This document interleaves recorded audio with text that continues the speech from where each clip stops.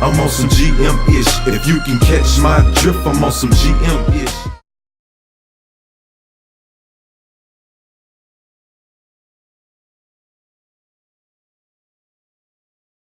Ask me a Kuiper. The game fell for me, and I kinda like it. I don't love her yet, but shout out to everybody that's actually doing this shit that means something. Who were people or other artists that you feel heavily influenced your flow? That is an easy and hard question because I listen to a lot of people, but I just narrow it down to the specifics of who really tailor-made me for just a whole package.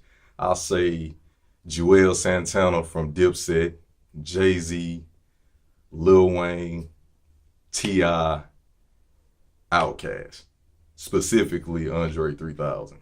If you can kind of touch on how the ones, like specific ones, maybe one or two, how they influenced you. Was it the style of how or the delivery, or was it what they were talking about, or how they were, held true to what they were talking about? Because, again, none of those that you named, no, they're not all the same. They're all different. It's kind of crazy because I took different things from everybody. Like, for example, Santana, Juelz, man, just brought that, as we said back in that day and age, swag. He brought the whole bandana. Man, I used to go to school with my bandana matching my hats, all my big jerseys, all that style that they came with, along with St. Lunatics and Nelly. But I really looked at Juelz, and he just kind of, the way his delivery was just so smooth, and he was kind of arrogant, but he had this way of delivering, his message to people, man.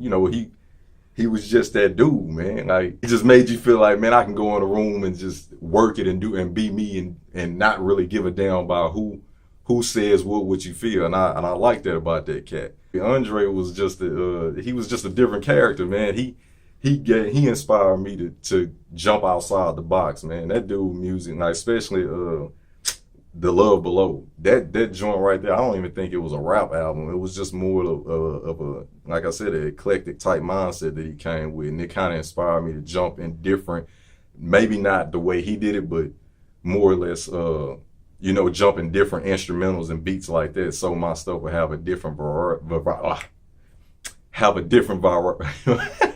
tied to today, variety. That's what I'm trying to say. Main person, man, really honestly is Jay, man. Not just his lyrical content, but the way he carried himself off the music scene, how he generated business. And in his music, he really showed you how to hustle, you know what I'm saying? I really feel kind of bad because I ain't named no Houston rappers, man, but my cousin, like I said, they brought me up on East Coast, East Coast rap, but I do fuck with Scarface, Zero, Trader Truth, but the people who inspire me, like I said, we're gonna stay on topic, is those people. And like I said, Jay was the number one because the stories that he told, they just relate, wrong word. They resonated with me. Just that hustle and, the way he delivered, like if you ain't for me or if you ain't trying to grow, he found a different way to maneuver, man. And it was just, like I said, that was huge for me. All these people kind of cultivated my style. You always have a blueprint of people who done it before you. So those are the people who kind of really just cultivated my style for is who I am right now. And it's only going to change and get better the more I develop myself. Now you said fashion, of course, and delivery. How do you kind of maneuver through that? Or you're able, again, to immerse yourself and really hear their creativity and enjoy it and have bits of it influence you, but not overtake, your flow and your delivery? Honestly, I can answer that just by saying, knowing myself. Like, honestly, dude, I'm not from New York, so I could never emulate what a Brooklyn cat or a Marcy cat sounds like in its entirety. I can never nor would I want to. I was listening to the lyrical content, the play on words, how they, I guess the tonality for each song. I listen to the detail, not necessarily how can I sound like them, but more or less like, okay, when you got a banging track, you got to change your tonality. Like for me, I know I've been told sometimes I remember one track I did, it was called It's On Me, where I had a couple of cats that I sound like T.I., and I was like, not quite. it's just the tone that I heard for that song. It was just more like a kind of gritty sound. Smoothness didn't really work for that track. So it's just like you kind of have to figure out when you listen to something how your tone how you want to deliver it and what the sound you hear for each track. And like I said, more or less when I'm listening to these guys, I'm just, and not just listening to them, but looking at the interviews and reading articles on how they did their process, and that's what I emulated, the process. I didn't emulate what they sounded like. Like, nah, it's just, you study the greats, you emulate some of the stuff they do for as they process and stuff. I mean, I think everybody does that, and then you make it your own. It's kind of like having your parents. You got certain qualities from your parents and stuff like that, but at the end of the day, you still your own person. So that's kind of how I see it. How would you say, if you've actually come across, as I'm sure you have, tackle being the first, an unheard sound, unseen fashion, just where it's just like something that's coming to you for the first time that you haven't seen any of these pioneers, wear or hit a track like that? That's a scary territory, to be honest with you, just because, for one, like you said, it's never been done. You really don't know how people are going to gravitate to it. But again, going back to who my influences are, fucking Andre 3000, this dude, he used to do these crazy melodies and have jazz playing in the background, and to the naked eye, you be like, what the hell? How does all this shit come together? But when you really dive into how he did it and you start listening to it, for me personally, it made a lot of sense, and it was good music. At the end of the day, you got to be comfortable with what you do, and that's what I had to grow into. Like, man, not really you care, but you don't care, because people are gonna hop on bandwagons. They gonna go to the next artist or whatnot, and whoever's hot at the time, and all you got left is what you are true to. And if you start doing, like we talked earlier about trends and stuff, if I stay on the trend and try to jump on everything that everybody else is doing, and then they hop to the next thing, I have no identity, and that's what I want. Like, everybody that I name has an identity. If I put these guys and I talk to any of my peers that do music and talk about those guys, everybody knows them for specific things that they do, whether it's storytelling, whether it's crazy instrumentals that they do, or even delivery. It's something they're known for. I can't be known for a sound if I'm emulating some other sound and I'm scared to create my own. So I have to utilize God's gift, which is my deep tone, and the different variations I can deliver this deep tone, and also incorporate the sounds that I love, which is classical music, old school music, and even some of this new stuff, and just kind of, ball it all up together and just kind of play around with it and see how it works. But at the end of the day, it's my work, and whether people gravitate to it or not, but I guarantee you will. You got to take a chance on yourself. I bet on me every time. So the inspiration is what you're taking, not the emulation from it. So it's like the inspiring part is what kind of puts you out there. So I think that's pretty cool to have people that inspire you along the way. Yeah. Have something to identify with. It's funny you said that, because I was listening to this track by Joe Budden about a week and a half ago, and there was a song that was playing, but it was at the end of the verse, but it transitioned to an ad lib where he was saying, "Nigga, don't follow my steps, make your own." And it's like, dang, what do you mean? And then once you dive into it, what he's saying is like, even though I set a path, like, I'm telling you to do it your way. Like, I'm doing it my way. This is my way. This is my footsteps. This is my milestones. This is how I create my stuff.